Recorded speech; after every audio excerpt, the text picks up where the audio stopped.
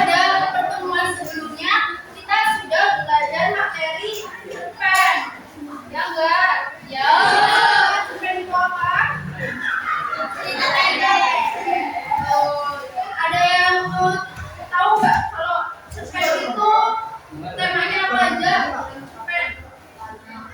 Ya, contohnya kemarin kan cerpen ya. Ya, contoh bisa persahabatan, terus apa ya, mungkin kebersihan bisa dijadiin cerpen. Nah, berhubungan dengan tema hari ini kita belajar tentang materi puisi. Sebelum membahas lebih lanjut mengenai puisi, tentang struktur fisik puisi atau struktur batinnya, ibu mau tanya, kalian pernah merasa sedih nggak? Pasti nggak sedih selalu ya, pasti juga pernah merasa senang. Kalau kalian merasa sedih, menghilangkan rasa sedih itu biasanya kalian ngapain? Nangis sendirian atau sama teman? Gak ada yang pernah curhat gitu kalau sedih teman. Mending kita sendiri gitu. Padahal bisa loh kalian kalau merasa sedih curhat ke teman atau ada cara yang lebih estetik. Mau tahu nggak? Nah, bisa dibikin puisi. Jadi kalau kalian merasa sedih, kalian bisa menuangkan perasaan atau isi hati kalian ke dalam puisi. Nah, gitu. Lalu kita masuk ke materi puisi. Kalian pernah dengar puisi atau mungkin pernah ikut lomba puisi? Ayo yang benar. Desa pernah pasti sering ikut puisi. Desa pernah ikut lomba puisi?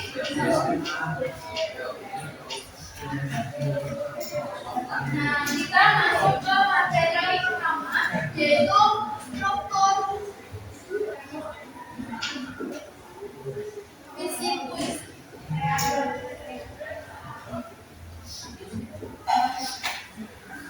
Oh ya, pengertian puisi. Tadi kan aku dijelasin, saya sudah menjelaskan tentang puisi. Ada yang bisa menangkap perkataan saya tentang puisi itu apa? Ada yang bisa merumuskan kata-kata tentang definisi puisi. Puisi adalah ungkapan perasaan dan pikiran dari seseorang. Ya benar, puisi itu ungkapan dari seseorang yang menggunakan kata-kata indah. Materi yang pertama kita belajar struktur fisik puisi. Yang pertama ada tipografi.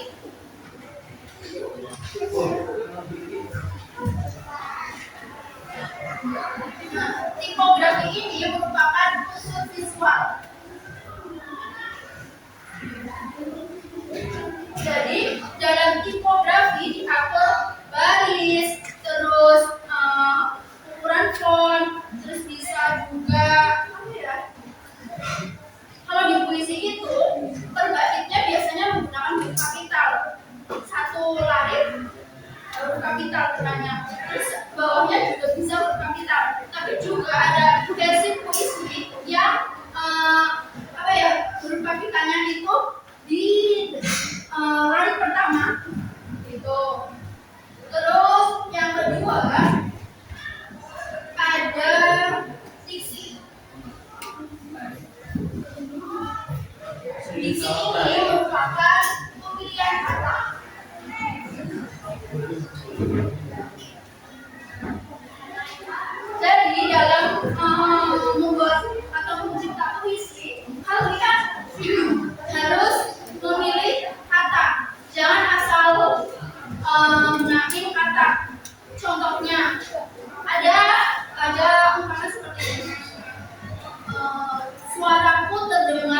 merdu.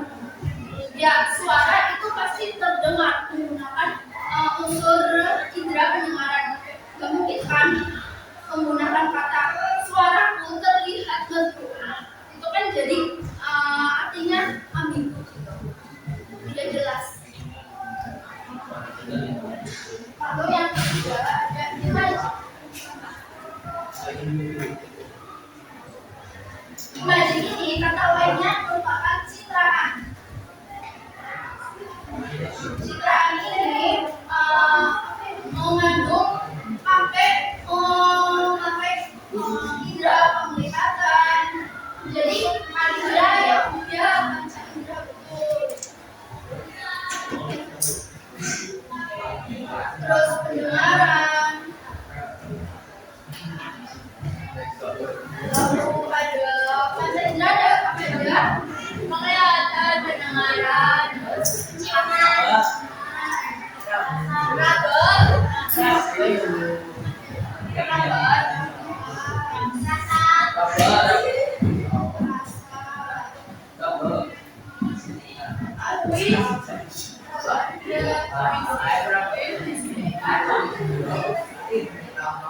kalau indra keterangan penglihatan apa sih? Mata. Pendengaran, penciuman, hidung,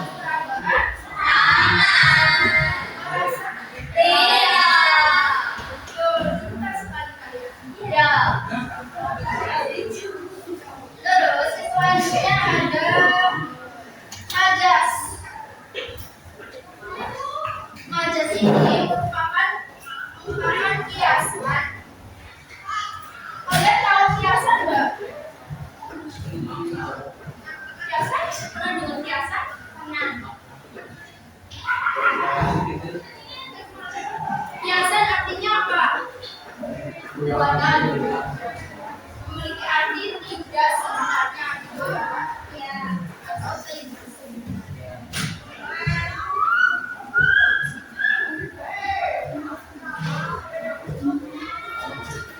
contoh majas ini kita contohkan ada 6. Yang pertama itu majas metafora. Nah, majas metafora ini merupakan majas yang membedakan dua hal berbeda.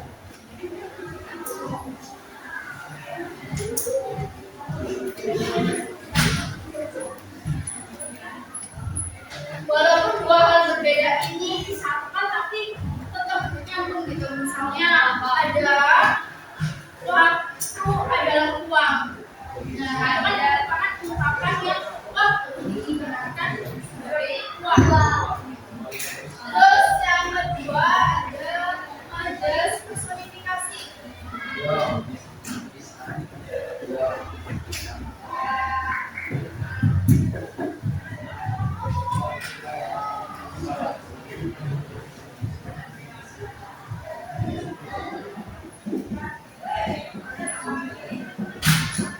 Nah, majas personifikasi ini pengungkapannya menggunakan sifat manusia. Misalnya, pohon itu berkayun-ayun seperti memanggilku. Nah, berayun-ayun itu kan yang bisa melakukan itu manusia ya. Gak mungkin pohon bisa berayun-ayun, tapi diibaratkan seolah-olah ada pohon itu bergerak, tapi diibaratkan berayun-ayun atau melambai-lambai. Selanjutnya ada majas sinyal.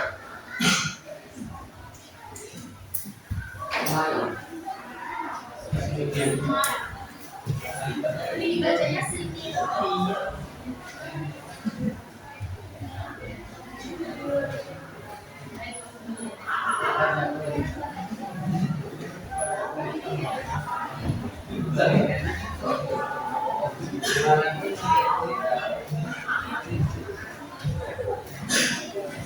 Sinyal ini majas yang membandingkan dua hal yang mirip. Jadi ada dua hal dikaitkan dan biasanya menggunakan kata umum seperti atau bagaikan. Nah, contohnya di sini ada wajahnya berseri seperti matahari yang bersinar. Wajah itu mengumpulkan wajahnya berarti seret. Nah, terus selanjutnya ada hiperbola.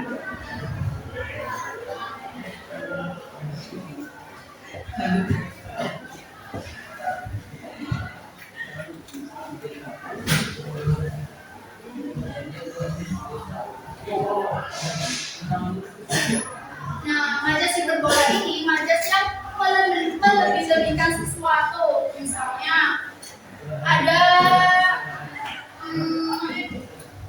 contohnya apa ya? Cintaku padamu sedalam samudra. Nah, itu kan pengungkapan yang terlalu berlebihan ya. Samudra itu dalam banget. Gak mungkin sebuah cinta bisa dikaitkan dengan disamakan dengan samudra yang berdalam. Terus ada repetisi.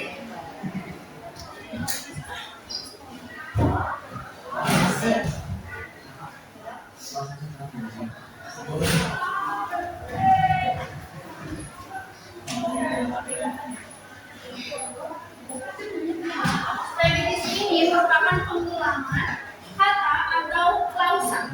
Klausa itu antar ada yang kalimat. Jadi contohnya ada kata cinta. Nah, itu kan bisa dicita itu artinya perjuangan. Kalau dikaitkan dengan cita-cita itu kan maknanya menjadi lebih kompleks. Lalu selanjutnya ada rima.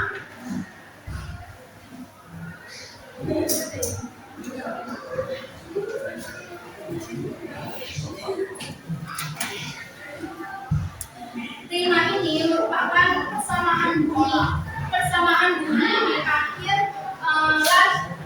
Misalnya kalau di lari pertama itu belakangnya huruf A, di lari kedua itu juga A, maka ini memakai pola A. Nah, sedangkan kalau ini belakangnya A dan di lari kedua itu hurufnya berbeda, misalnya I, itu memakai pola A, B, A, B. Nah, misalkan lagi di lari ketiga itu memakai ada hurufnya itu A. Terus yang lari keempat memakai I lagi. Berarti pakai pola yang A, B ya. Misalnya ini A yang lari kedua, terus yang lari ketiga I, B. I, terus yang keempat I juga, berarti pakai pola yang A, B, B. Nah, kalau misalnya ini lari pertama itu A, terus lari kedua itu I, lari ketiga itu I lagi, terus ini lari keempat juga I lagi, itu dinamakan pakai pola bebas. Jadi dalam puisi kalian juga bisa menggunakan pola yang teratur pakai A, B, B, dan juga bisa pola yang bebas. Bisa dipahami? Bisa. Selanjutnya ada struktur batin.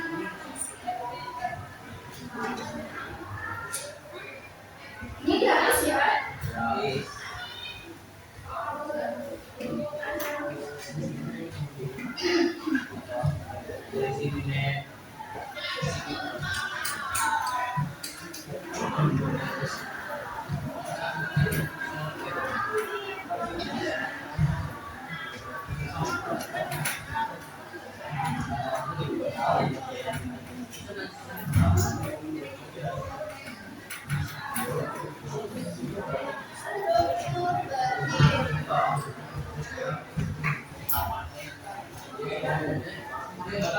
Kalau tadi kan struktur fisik berhubungan dengan fisik, seperti badannya puisi.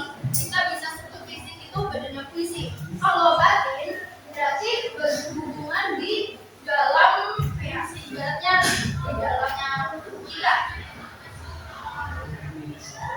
Yang pertama itu ada tema. Kalian sering dengar tema nggak? Tema, coba cuma tanya tema, definisi dari tema.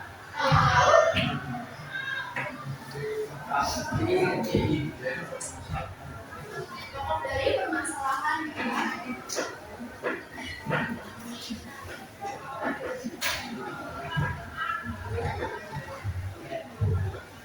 Permasalahan ini bisa dijadikan tema dalam puisi. Misalnya dalam lingkungan kalian, lihat lingkungan sekitar aja di lingkungan sekolah ini, pasti ada yang bisa dijadikan tema atau permasalahan yang di sekitar kalian. Misalnya tentang kebersihan,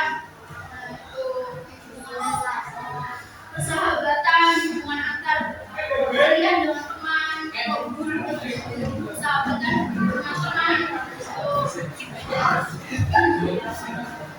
Lalu yang kedua ada rasa.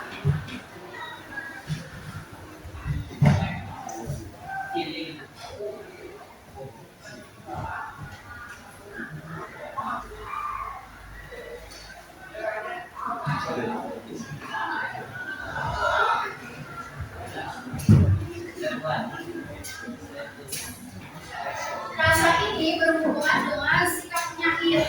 Kalau penyairnya mungkin lagi sedih, seperti yang sudah saya katakan tadi ya, puisi bisa menjadi curhatan yang estetik. Jadi kalau misalnya penyairnya lagi sedih, pasti mungkin bisa menuangkannya kata-kata sedih, bisa menjelaskan temanya sedih.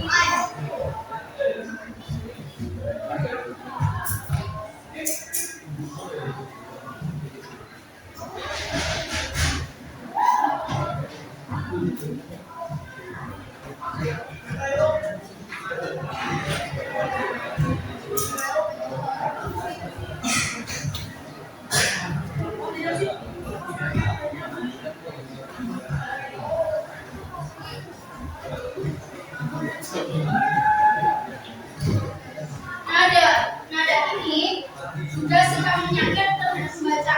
Kalau misalnya rasa tadi berhubungan dengan sikap penyair terhadap suatu permasalahan yang dia hadapi, kalau nada berhubungan dengan pembaca. Jadi misalnya kalau dalam puisi itu kata-katanya sedih, pasti diucapkan dengan nada yang lembut. Ya, mungkin kan kata-katanya menyedihkan atau namanya kesedihan, tapi dia mengungkapkannya dengan atau membaca dengan nada yang marah. Itu pasti akan terlihat sarkas dan tidak pas. Lalu ada amanat.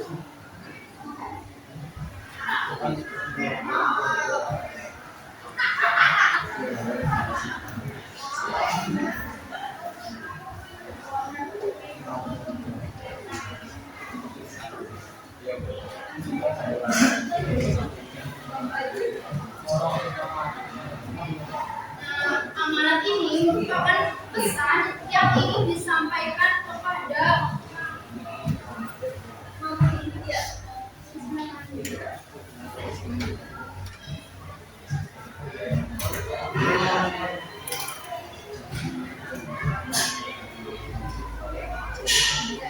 Lanjutkan ya, amanat ini merupakan pesan yang ingin disampaikan kepada penyair.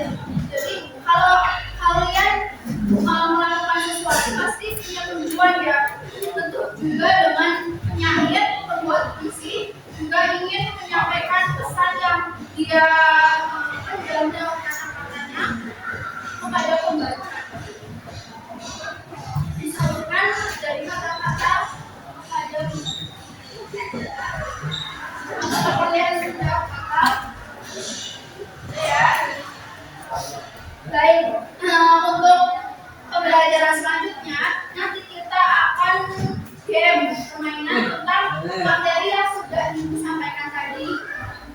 Ibu beri waktu sekitar 15 menit untuk belajar ya. Nah, silakan kalian baca-baca lagi UKS-nya. Nanti pertanyaannya itu yang ada Ibu tadi sampaikan. Paling kalau ada jauh, ya paling nggak jauh banget lah pertanyaannya sama materi. Itu ya. Silakan belajar.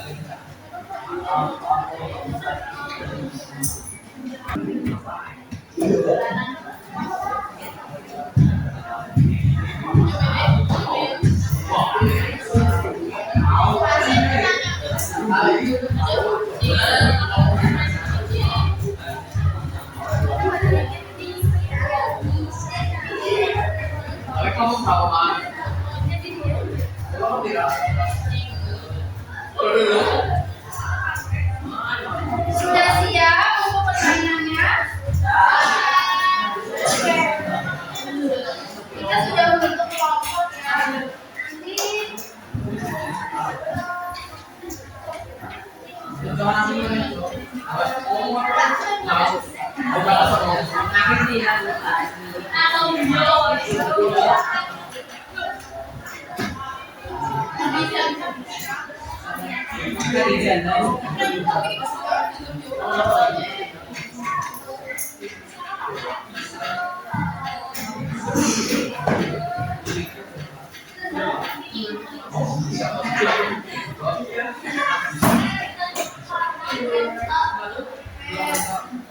Saya izin menyampaikan skema permainannya ya. Oke. Ini ada permainan tong.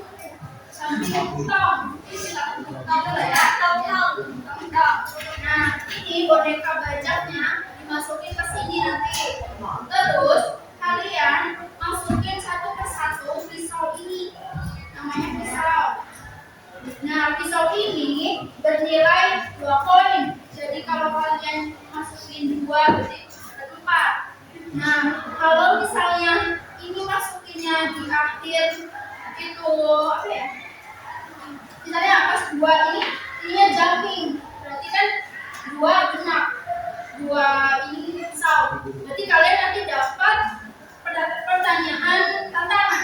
Nah, tantangan ini bernilai poinnya 15. Kalau misalnya ganjil, ininya dimasukin pas akhirnya ganjil 3, pas itu juga ininya jumping. Berarti kalian dapat pertanyaan yang kelewatan hukum kalau jumlahnya ganjil. Nah, kalau pertanyaan ganjil benar, itu pertanyaannya kertasnya merah. Jadi kalian ambil kertas merah. Kalau misalnya ganjil, itu pertanyaannya berwarna biru. Paham?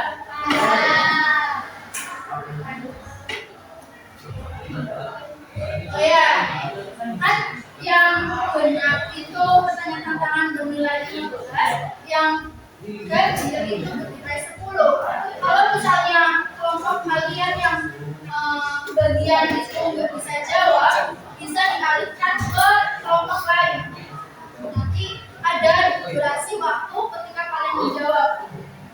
Kalau pas itu kalian juga durasinya habis, nggak bisa jawab, otomatis langsung dialihkan ke kelompok lain yang bisa. Betul deh? Ya, nanti dibacain dulu di depan pertanyaannya. Nah, kan jadinya temannya tahu, bisa diskusi juga. Nah, kalau sudah dibacain, salah satu yang di sini kembali ke tempat kalian untuk tulis. Ya, saya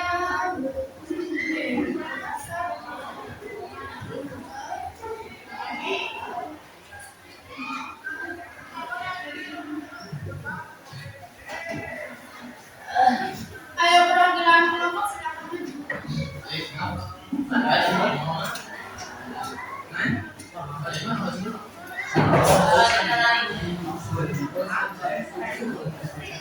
Cuma sulit aja kita main.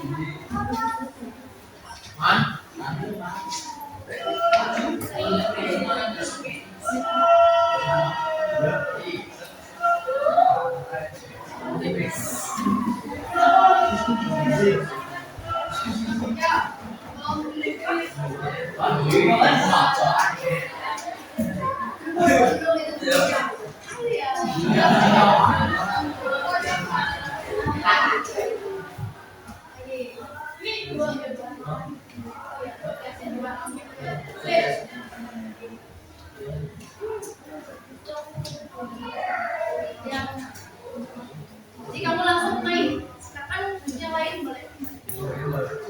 Oh itu.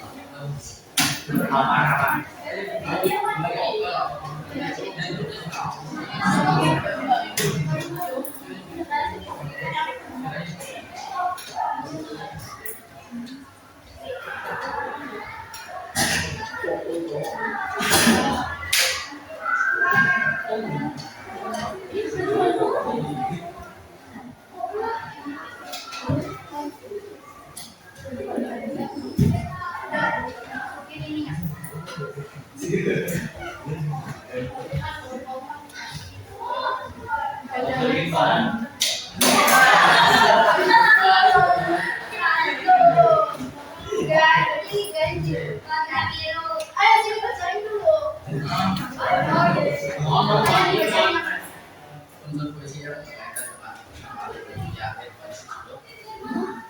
Ayo, kamu kembali ke diskusiin. Pertanyaannya, unsur puisi yang berkaitan dengan pasangan bunyi di akhir baris tersebut. Yuk kita hitung 5, 4, 3, 2, 1. Apa jawabannya? 4. Oke, kita dihitung dulu. 1, 2, 3.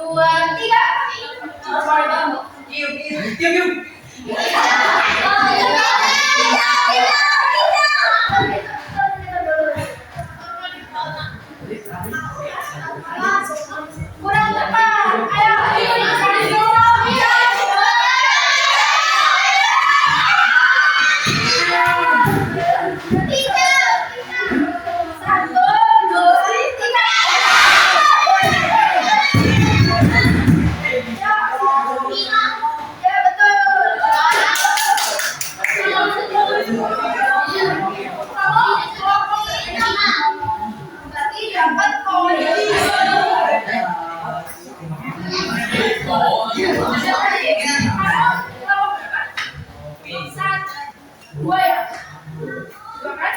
jadi dapat poin 2 karena tadi cuma masukin 1. Ayo.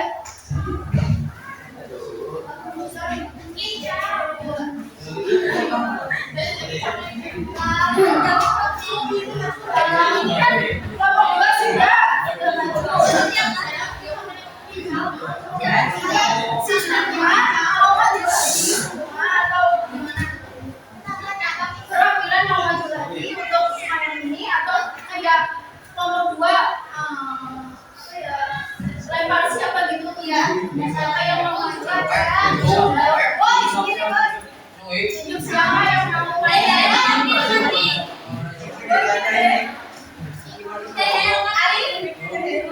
Sini.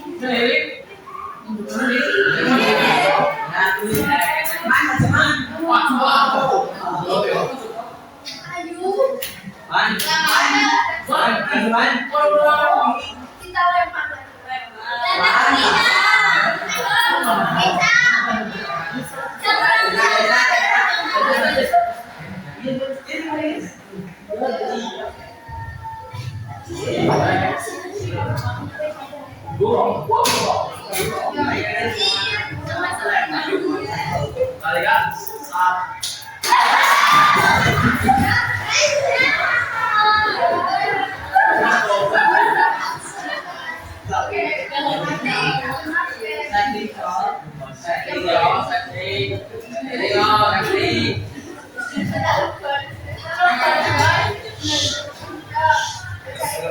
Pesan yang ingin disampaikan penyair dalam puisi tersebut.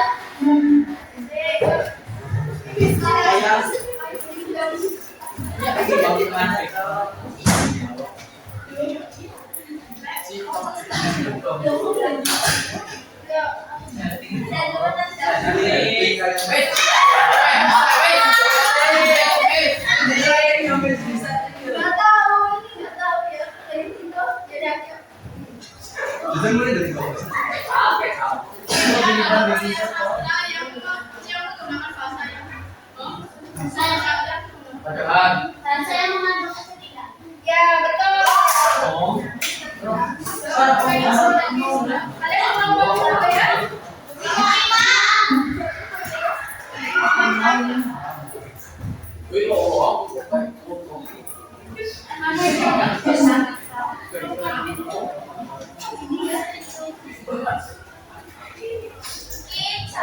Ya siapa lagi kamu lewat?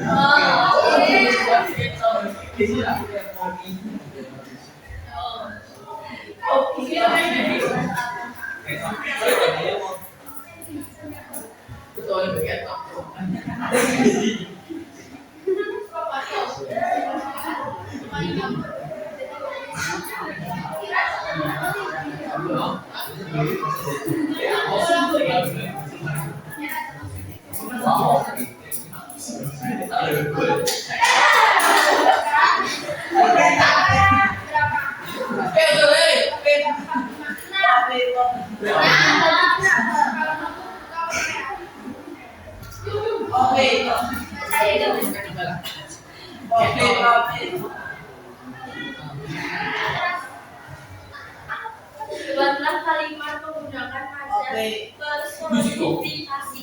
Ya,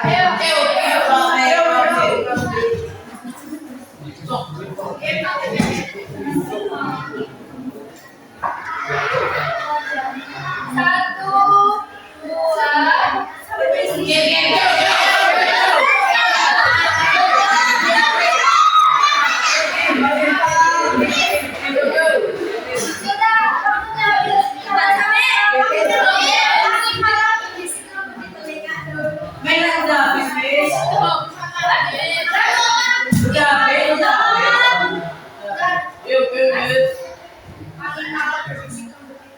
ya betul.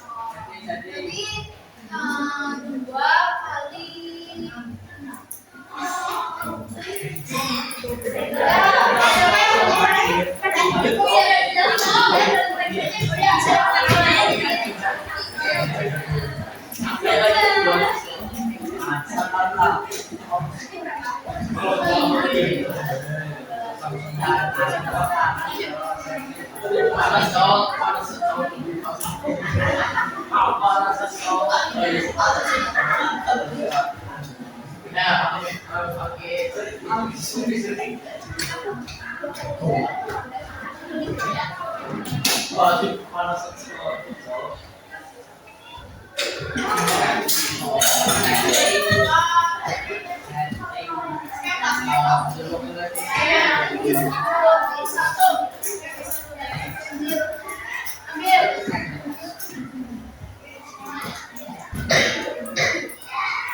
Salah satu unsur batin penyair menyampaikan puisi kepada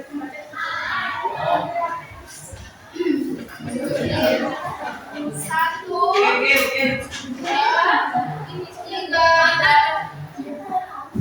Pertanyaannya? Ya, betul. Nanti dapat poin.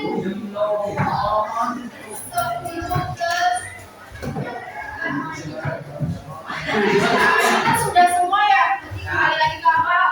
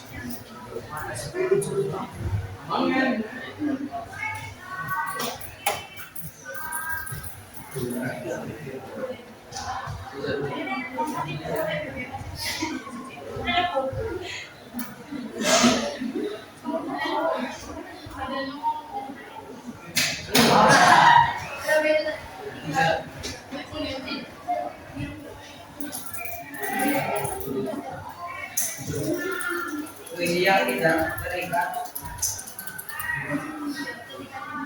puisi yang tidak terikat terima dan aturan tersebut.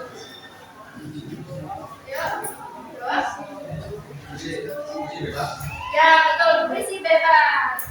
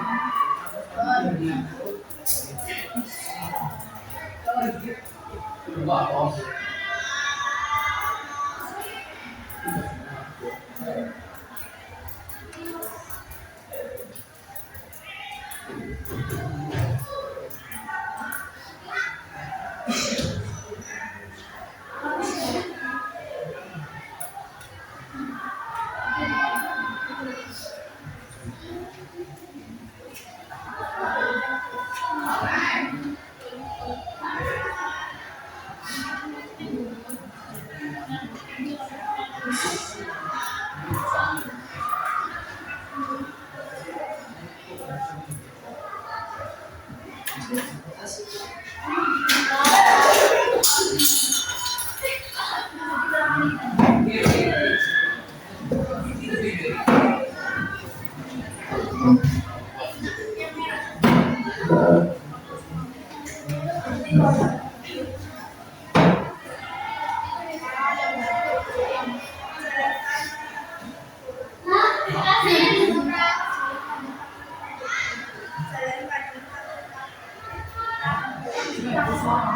selanjutnya puisinya pengarangnya jalan panjang tak putih demi mimpi yang menanti. Apa amanat dari pengarang puisi di atas? Kelompok jalan apa? Jalan panjang tapi tak putih demi mimpi yang menanti. Kebanyakan. Ya. Di kelompok ini ya. 5 plus 2 selanjutnya tadi mereka yang mana ya?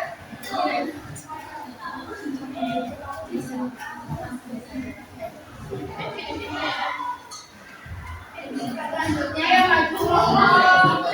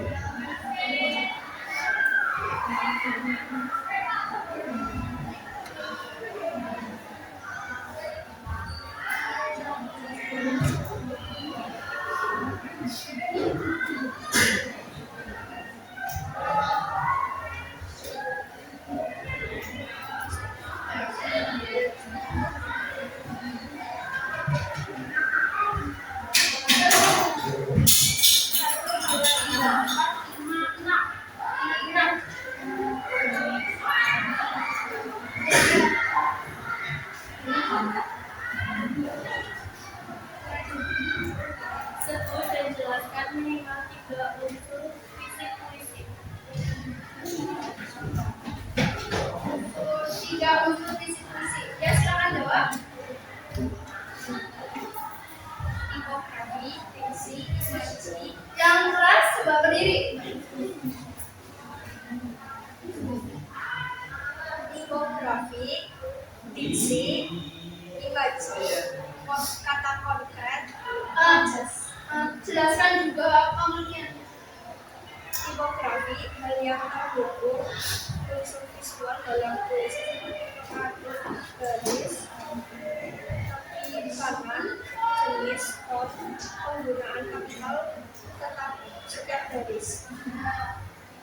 Diksi pemilih kata. Imaji susunan kata yang menimbulkan khayalan menggunakan indera manusia. Ya benar.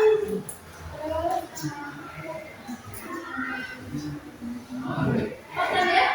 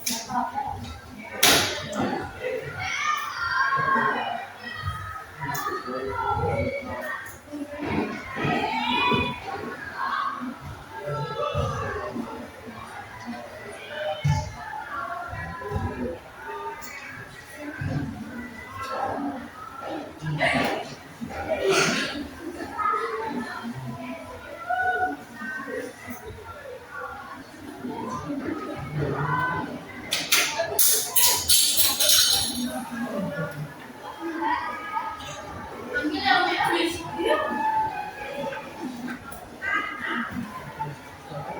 Bacalah penggalangan puisi berikut. Air mata jatuh tanpa suara, hati pilu menangis. Apa tema puisi tersebut? Apa tema puisinya? Penggalannya, air mata jatuh tanpa suara, hati pilu menahan luka. Temanya apa ya? Ya benar, kesedihan.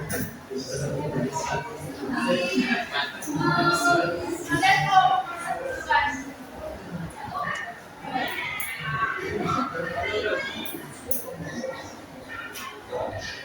semua berarti kembali lagi ke mau bagiannya tadi.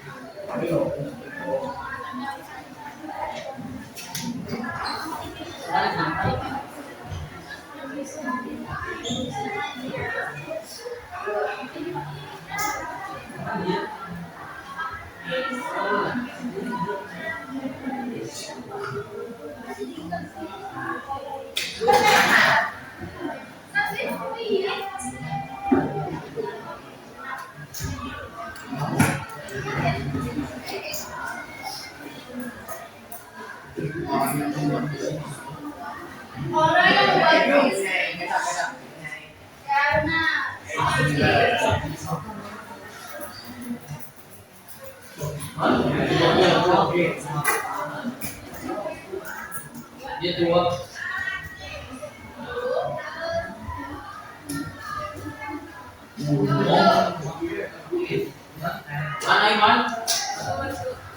Apa kau?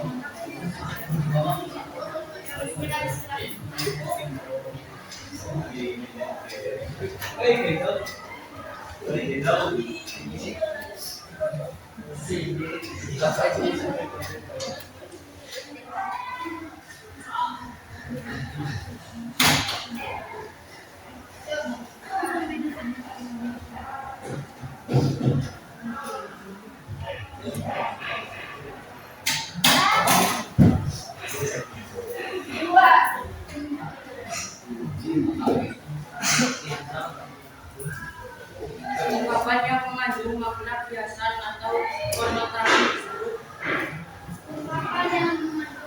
disebut Remaja. Iya, jawab. Wajar. Iya.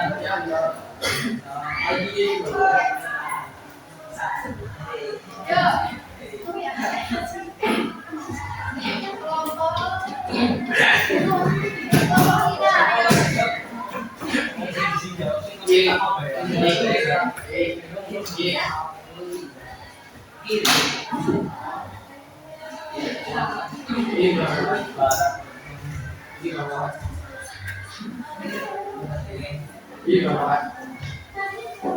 kita.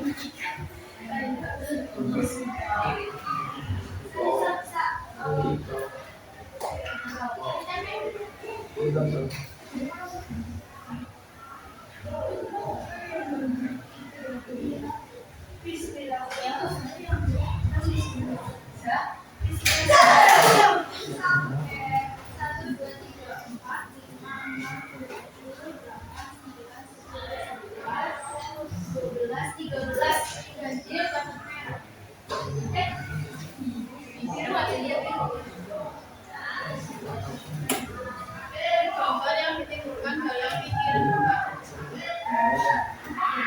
gambar yang ditimbulkan dalam pikiran remaja tersebut.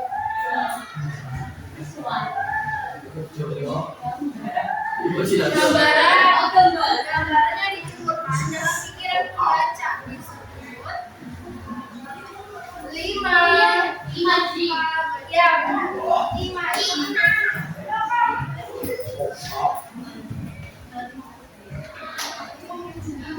Tadi berapa ya? 13.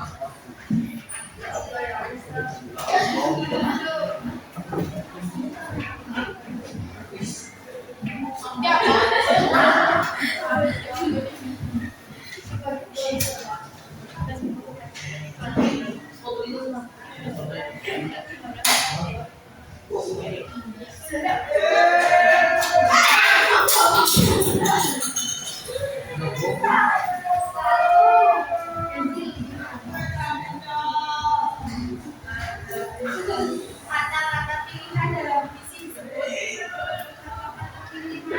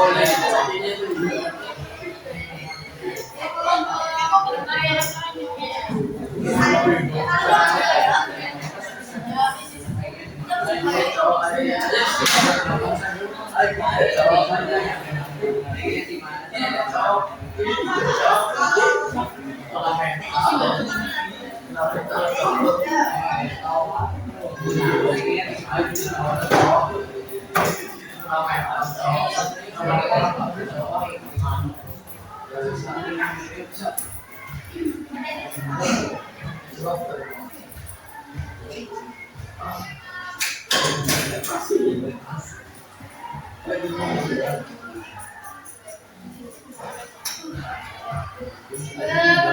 tambahan dari saya.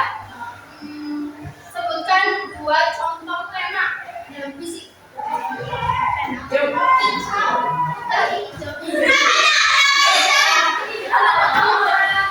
Empat, tiga,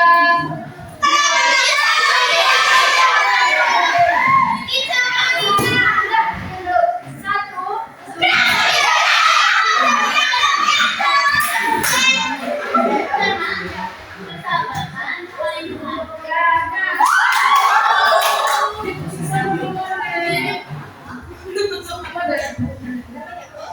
Terus kamu tadi dapat 7 ya, Pak?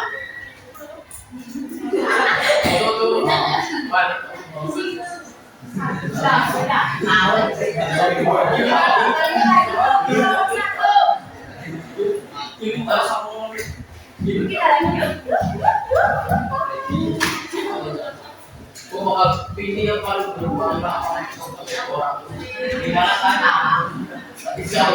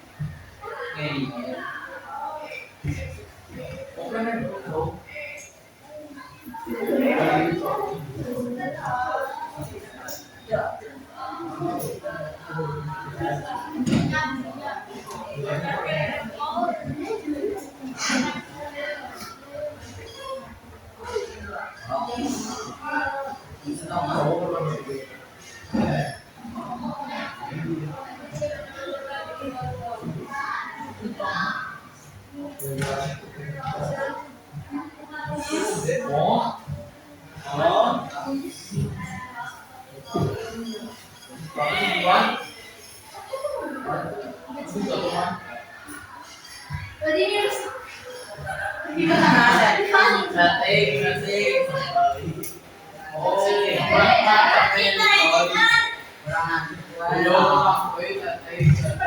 permainannya sudah, bonekanya sudah telah untuk canggih. Kita sudahi permainan ini ya. Mari kita rekap nilainya. Kalau 1 berarti 10 tambah 15 25 tambah 12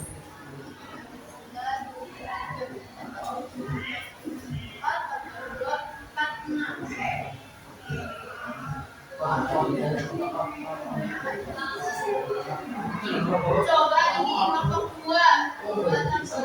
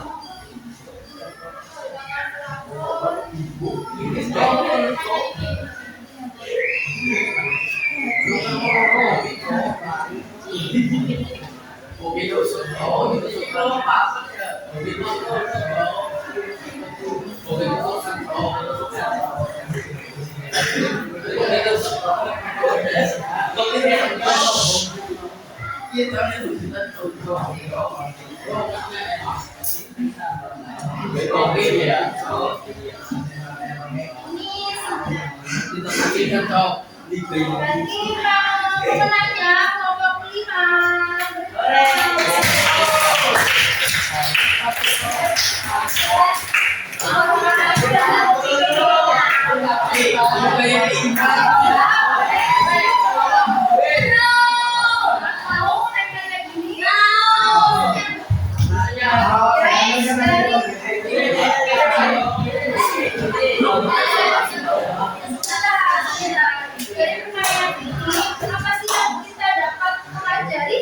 Kita belajar struktur visi-visi. Visi ada berapa? Ada tipografi, terus visi, terus yang nyuntek itu.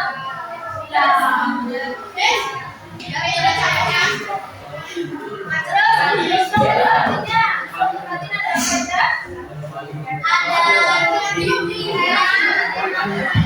Ada rasa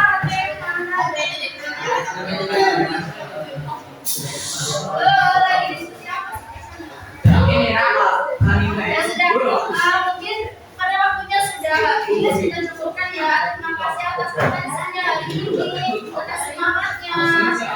Assalamualaikum warahmatullahi